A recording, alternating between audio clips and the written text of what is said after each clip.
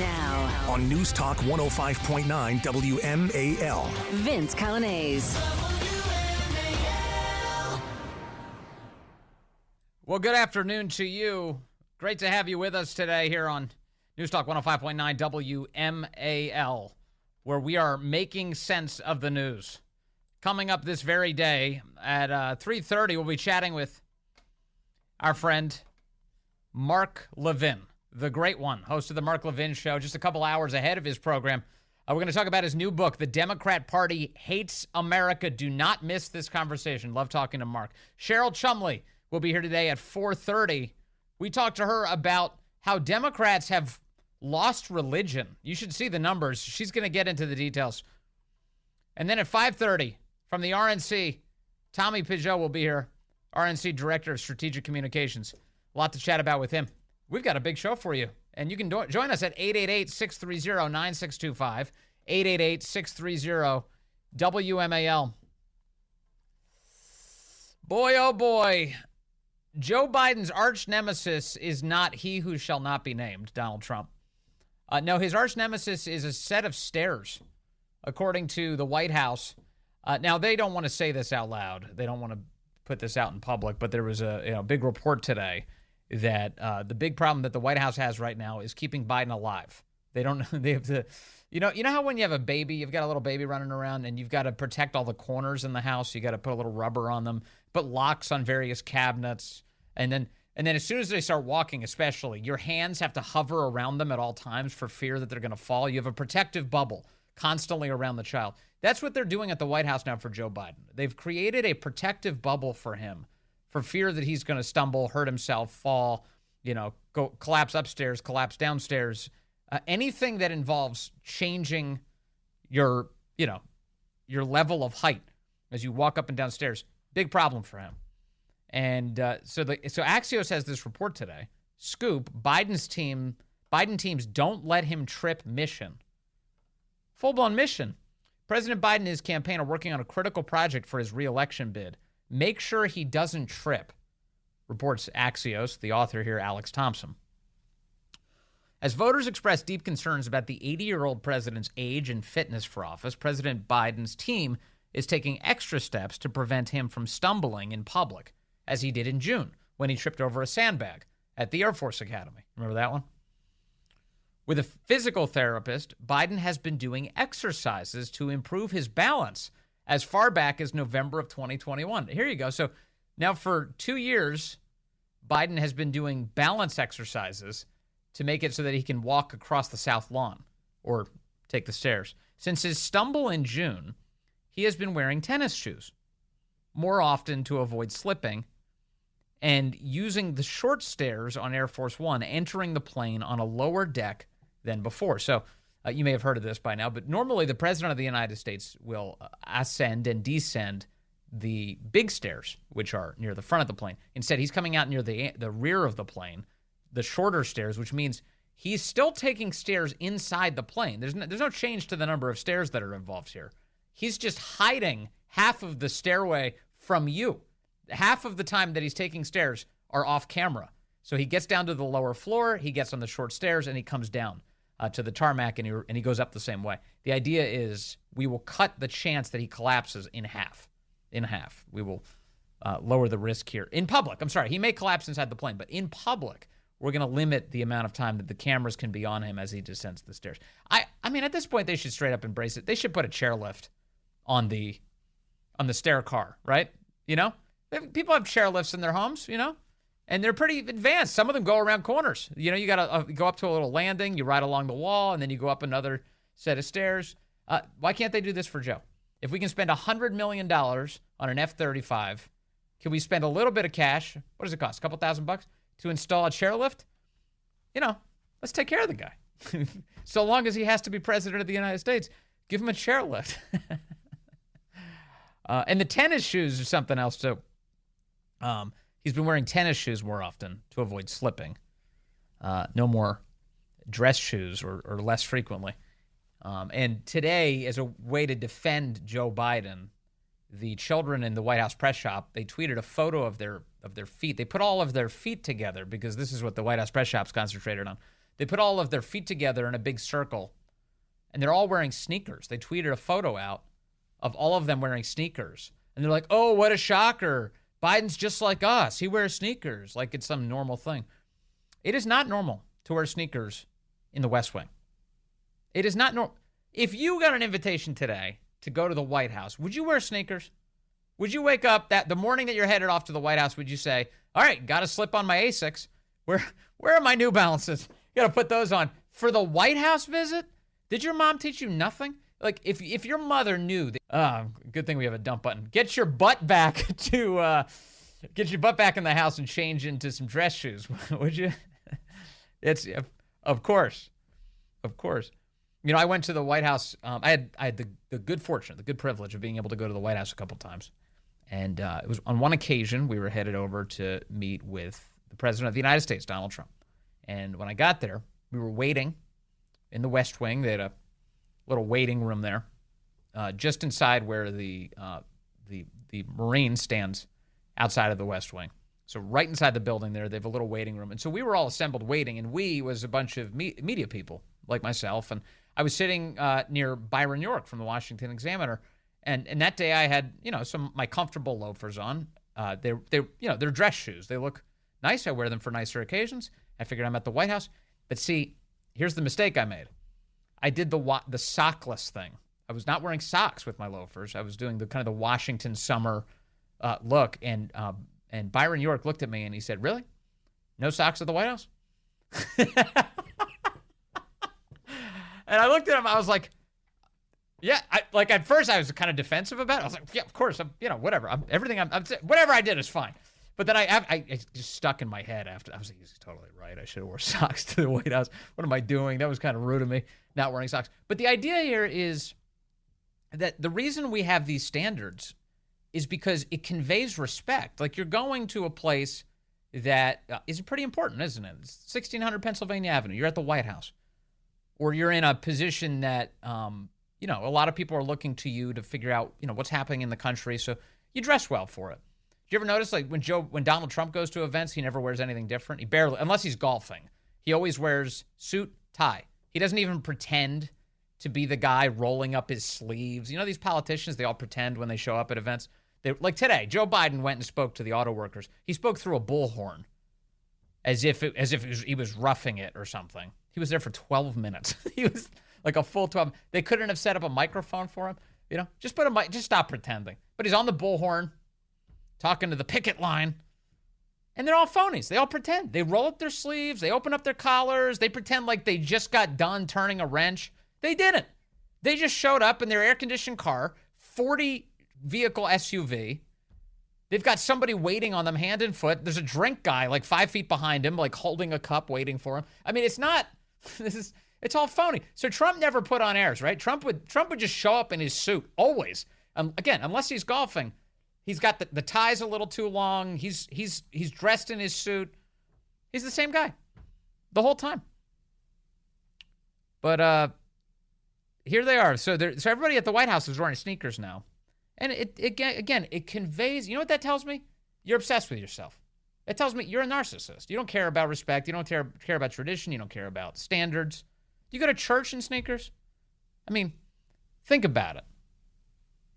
Have a little respect. So the White House press office today doing a great job emphasizing that not only does Joe Biden disrespect the White House, but they too disrespect the White House.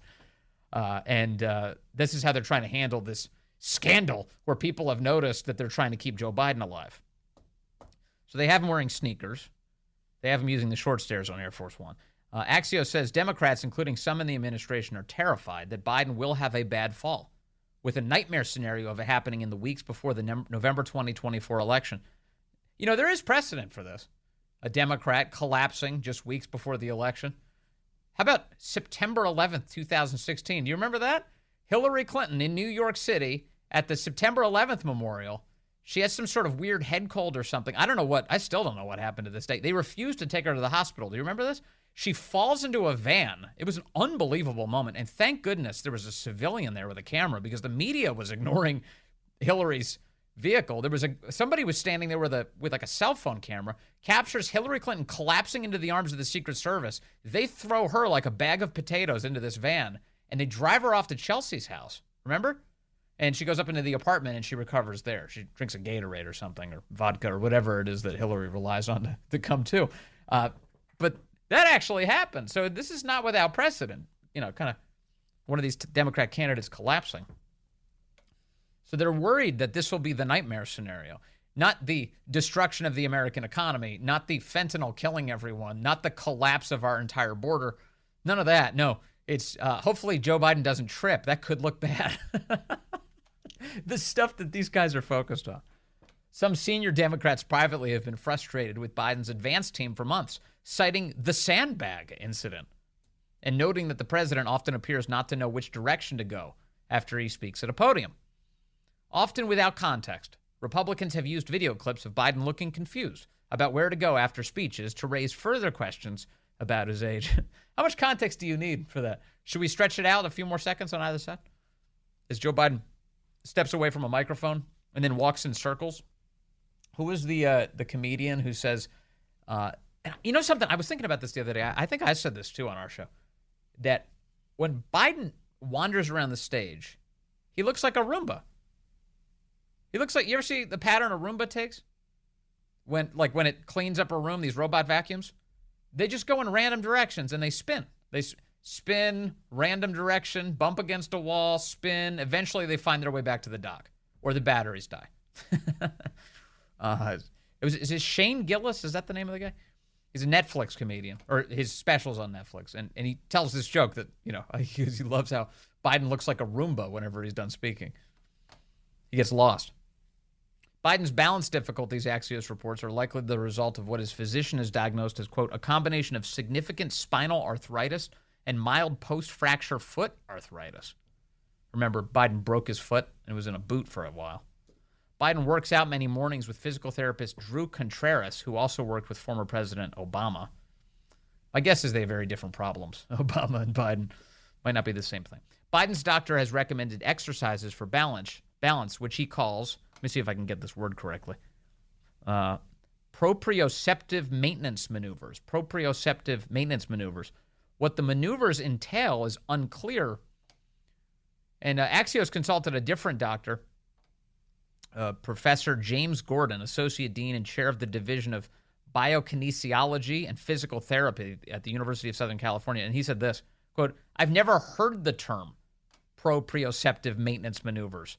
It is not a clinical term. So they're apparently using some sort of pseudoscience on Joe Biden to make it so that he can walk. You have physical therapy experts who have no idea what treatment they're giving him. It's like witch doctors at the White House are working on this guy. Asked for more detail, White House spokesman, they say spokesperson in the piece, Andrew Bates told Axios, quote, this isn't new. It was proactively and transparently disclosed in a 2021 report from the president's doctor, and again this year.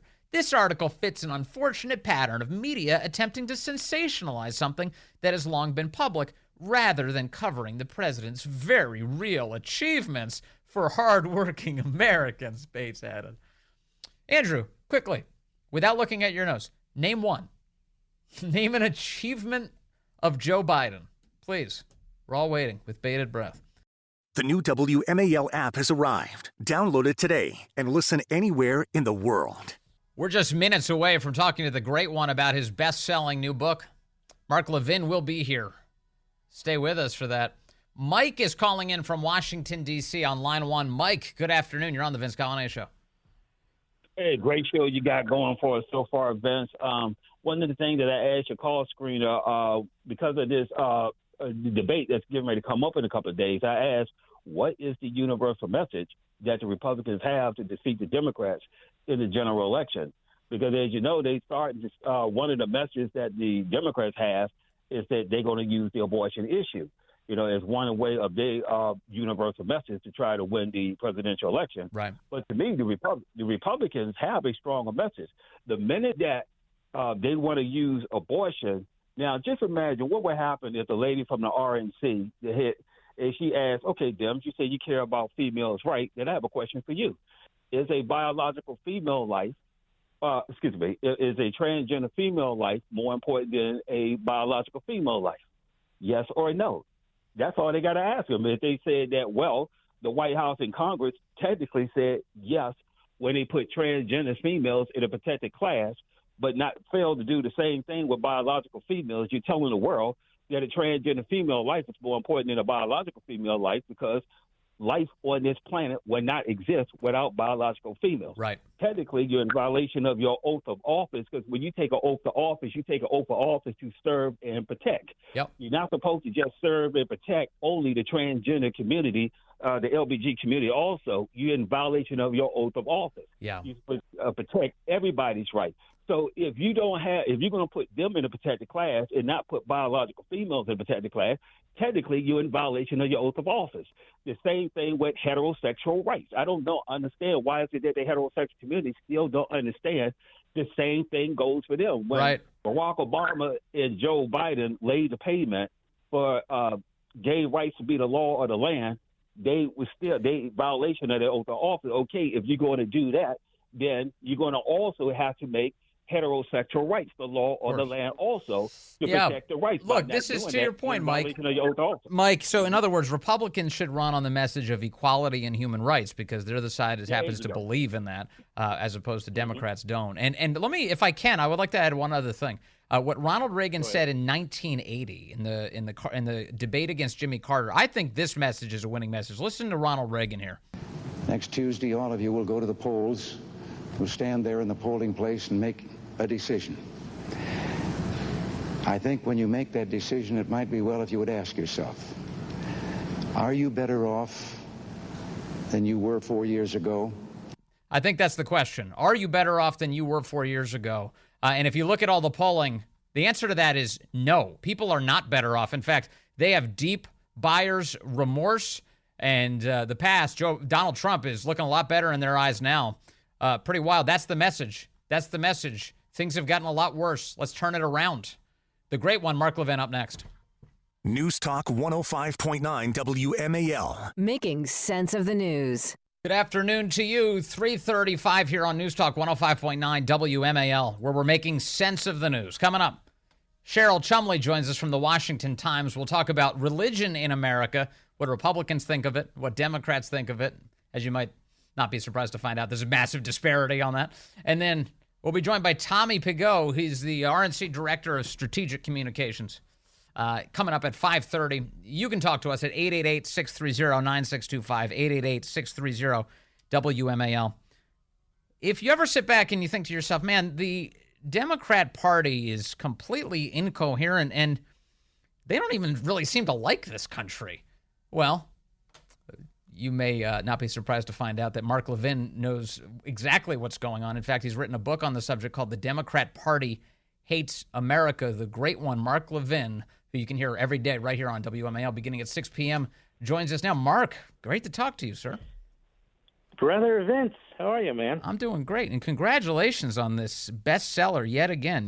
What is this, 8 now? 8 bestsellers? Oh, who's counting, Vince? Come on now. I would keep track. If I was you, I would keep track. I'm focused on one. Yeah. All right, good. So let's talk about the book. You know, when we talk about Democrats, it is the case. See, they're so incoherent. Like the normal person looks at what they're advancing and thinks, none of this even makes sense. Race is unchangeable. Gender is fluid. Diversity means everyone's got to think the same thing. Abortion is a public good. What's going on here? Well, most of the time people do not attach this to the Democrat Party. If they do, it's in a fairly superficial way. Most people do that. And so I take the reader through a journey, a historical journey, an ideological journey, a factual current events journey, so they can understand just how horrific the Democrat Party is, how it really doesn't even fit into our system, how it is the cause of the Civil War, did represent the Confederacy, that it defended slavery and segregation, and you all know all that. But there's a whole lot more. I mean, with Woodrow Wilson, FDR, Lyndon Johnson up to today, eugenics and the Klan, and FDR never signed a bill that landed on his desk to outlaw, of all things, lynching. And he's not anything close to what the Democrat Party historians and media have concocted Lyndon Johnson was a racist right to the end. He never had an epiphany of any kind. I explain all that. But I also explain their techniques and their tools and link it back to various totalitarian regimes and parties in the past, using facts, not just surface-level arguments, so people can see that this party, if you try to write a book called The Democrat Party Loves America, I dare you to try. Because every single institution, whether it's cultural, political, faith-based, family, is under attack right now. Yes. And they've always been under attack by this party. So you'll notice that the Democrat Party never speaks out on behalf of parents. Quite the contrary. The Democrat Party never speaks out on behalf of a colorblind society. It absolutely rejects it. You'll notice the Democrat Party never talks about, as a national party, securing the border. Oh, you'll hear some whining out of New York, and they expect that to go Democrat anyway. But the Democrat Party is driven by power. Now, you might say, well, who didn't know that? Well, you got to look at it through the lens of power of an autocratic party, not a normal political party. It is a party that seeks to be the state party, that is the government party, and it's very close to that. It is a party that essentially owns the massive fourth branch of government, the bureaucracy, that does all its bidding, and when Republicans in does its sabotaging. It is a party that has to have and has a state-run media, like all autocratic parties all over the world do, and the Democrat Party has one. It is a party that has to attack the Constitution because the Constitution was built to prevent a tyranny like the Democrat Party from taking hold. It was built to prevent a mobocracy and a dictatorship, and the Democrat Party supports both if it can get to its ends. That's why it attacks the Electoral College. It attacks the independence of the judiciary. It attacks the voting system with H.R. 1 and all the changes there. It says we want everyone to vote, but we don't. We want everyone who has the right to vote to vote. There's a big difference. And so the Democrat Party, they want to change the Senate filibuster rule. They want to add Democrats to the Senate. You go down every step of the way. They don't want to debate within the confines of the civil society or the Constitution or the borders, the physical borders. They want to destroy them all, and they want to replace it with their ideological endgame, which they can't even define, and no autocratic party really can, but it's always wrapped in democracy, Yes. populism, the little guy, and all the rest. Yeah, they act as That's if what the book is about. they act as if they respect democracy, but in all the things you just described, that there's a fundamental contempt for the electorate built into that. Even this latest debate about removing Donald Trump from the ballot, that's a sign that they don't trust the American voter because they're afraid that they'll be disempowered by their decision. Well, in the first chapter of the book, I walk through the Freedom House, sort of a left-centered group, and a few years back they put together a study of communist China and fascistic Russia, and they went through what they do to seem like liberal democracies, which is laughable, of course, but the things they go through in order to reach that goal. So they don't mind another party as long as that other party is completely denuded. In other words, it's meaningless. And you see this in tyrannies all over the world. It just doesn't matter because they have no real say. So it's really like the Washington Nationals basketball team against the Harlem Globetrotters. Right. You know, they're the Harlem Globetrotters, and everybody else is the Washington Nationals basketball The team. Generals, yeah. And so, the Generals, I'm sorry. And I guess I meant the Commanders. Everybody walks through them these days. But you know what I mean. So they go. I go through this. Yes. I mean, even look at the court cases involving Trump. You have a Potemkin courthouse there. You've got a judge who's a radical leftist. You have a prosecutor they bring in from The Hague, for God's sake. You're going to have a heavy-duty Democrat jury, and then you're going to go, okay, let's have a trial on due process. There's no due process. It's not a real trial. Mm-hmm. It's all makeup, and it's all there to empower the Democrat Party. You know, the other piece that you're talking about here that really makes me think is these totalitarian regimes that pretend everyone likes to have the facade of democracy, to pretend like the people actually have a say. In North Korea, they still pretend like Kim Jong-un was elected. That's like 100% of the vote. You know, Vladimir Putin got 80% or something like that. His closest opponent got 7%. They put up this ruse like their elections actually work, when in reality, it's a totalitarian regime. But it's important, though, to at least pretend, I guess. Well, it's just like the media. That is, we don't have a free press. We have a press that's free to push propaganda. And there's not a dime's worth of difference between the Democrat Party and their media. Nothing. There's not a dime's worth of difference between the Democrat Party and their bureaucracy. It's their bureaucracy now. They own it. That's why we'll have a government shutdown when we put all the noise aside. The Democrats are never, ever going to cut one penny from what they created, with some help from some Republicans, but it's mostly theirs, or cut one person. And so all they ever do is expand it, empower it. Nobody voted to have the incandescent light bulb, which obviously is a mass-murdering piece of technology, removed from the home, or to have all these appliances changed, or to get rid of the combustion. Nobody's voted for an open border or any of these things. Right. They just do it. Nobody's voted to destroy women's sports under the Civil Rights Act, Title IX. Equity comes right out of the Communist Manifesto. As a matter of fact, Marx doesn't even use the word equality. And so I try again to go through this journey to explain, look, it's one thing to talk about these problems in a vacuum. Look at what the teachers' union's doing. That's not good enough anymore. We must hold that party, a party that seeks monopoly power, we must hold it to account by crushing it in every possible way that we can. There's an impulse on the left these days, and we saw it happen especially during the George Floyd riots, to suggest that all of our institutions are irreparably broken, damaged by the sins of the past, and we have to reckon with those sins. And I've noticed that the only institution that they think escapes that scrutiny is their own party, the one that has all these awful things in its past. You mentioned slavery, Jim Crow, eugenics. I was just reading up again today on the forcible sterilization of women in Puerto Rico in order to advance Margaret Sanger's position of eugenics and birth control. It is amazing how that the name Democrat is not worn with shame. I unravel all that. The second two chapters. One is the war on, the second chapter is anti-black racism and anti-Semitism. The third chapter is anti-white racism and anti-Semitism.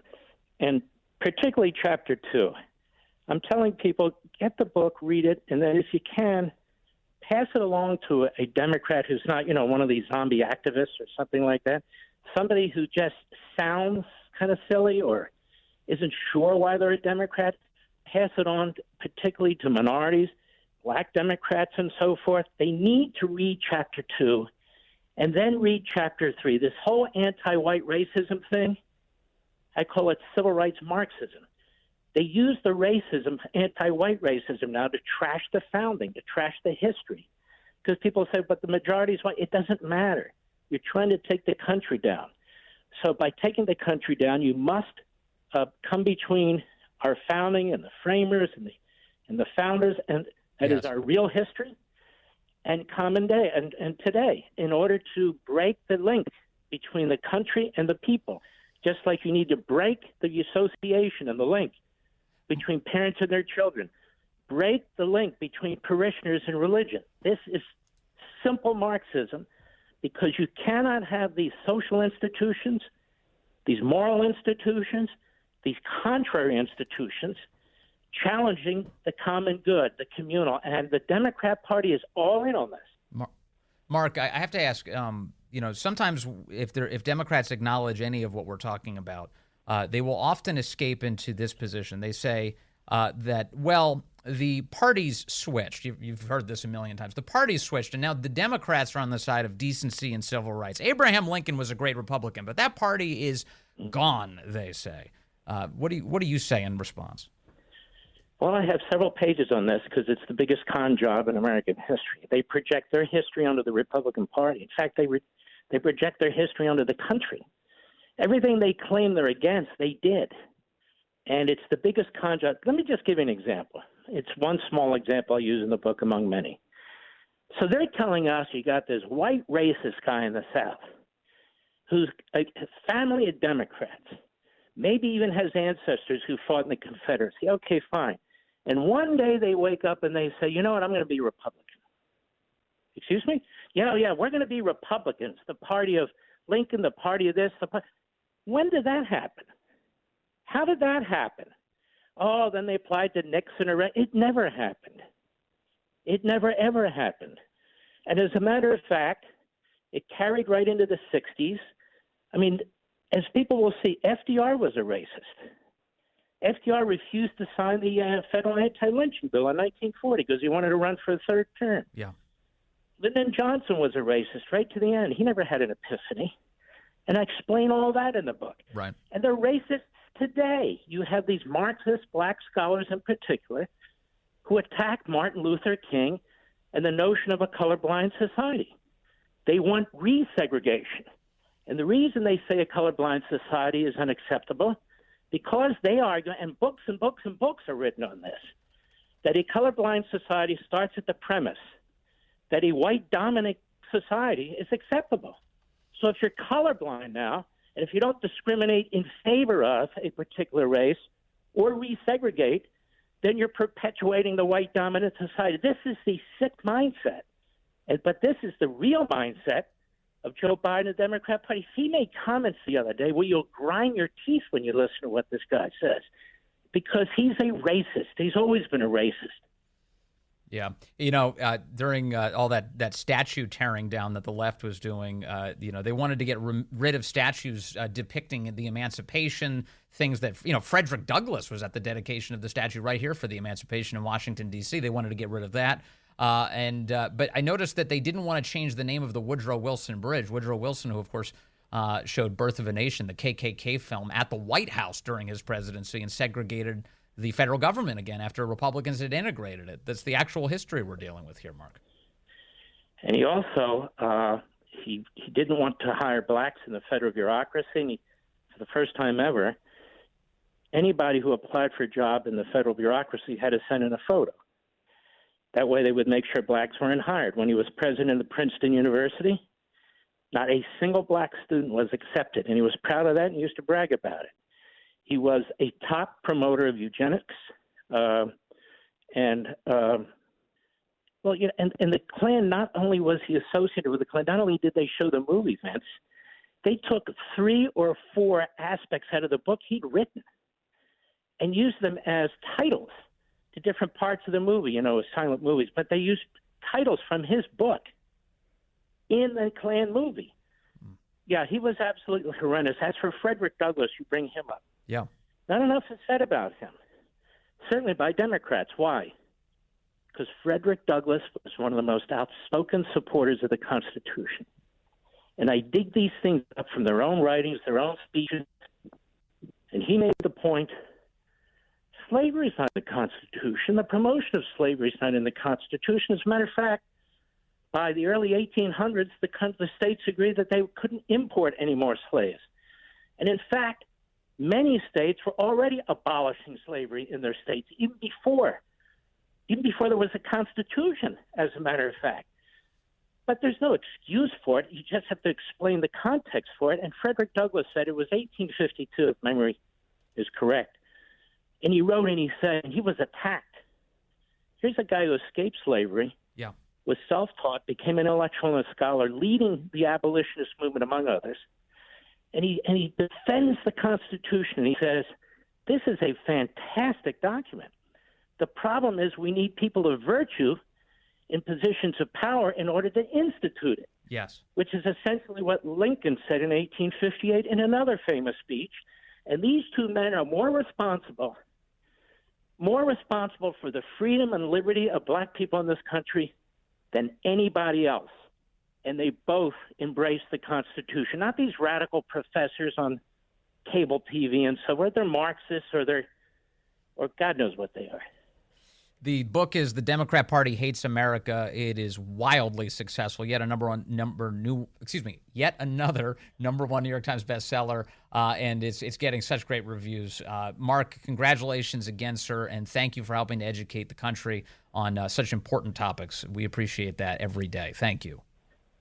God bless you and your family, my friend. Take care. God bless you, Mark. Thank you very much. It's 3:52 now. If you want more Mark, he's coming up right here at 6 o'clock on WMAL.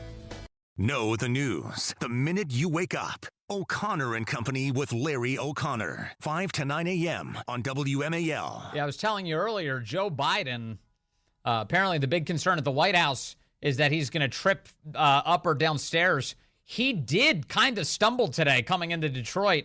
We're going to share with you some of the audio of his speech on the picket line today. Not much of a speech. He didn't want to spend too much time around these union guys. That's ahead. News Talk 105.9 WMAL. Making sense of the news.